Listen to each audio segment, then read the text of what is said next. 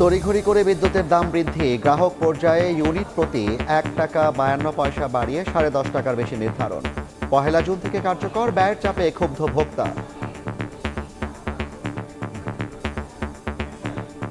গ্যাসের দাম বাড়ছে, কারেন্টের দাম বাড়ছে, সবকিছুর তো দাম বাড়ছে। একটা জিনিসের দাম বাড়লে সব জিনিসের দাম বাড়ে। আমাদের তো আর বেতন বাড়তেছে না, নিয়ন্ত্রণের বাইরে গেলে মানুষ তো মনে করেন চলতে পারবো না। সব সরকারে আমাদেরকে আশা দেয়, আসলে যখন তারা সংসদে বসে তখন ওই অতীতের মতোই চলে। ভর্তি কমাতে হবে, একই সঙ্গে আবার ভোক্তার বা স্বার্থ দেখতে হবে। 15% বাড়িয়েছে, যাতে যারা লাইফ লাইনে যারা ভোগ করে, নিম্ন আয়ের যারা ভোক্তা, তারা যেন সুবিধাটা পায়।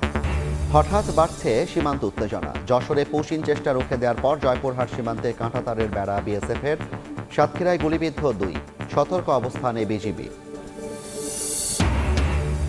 ওসমান হাদি হত্যায় ক্যাসিনো খালেদের অস্ত্র ব্যবহার, নানকের পিএস সহ জড়িত 5, সিআইডির তদন্ত।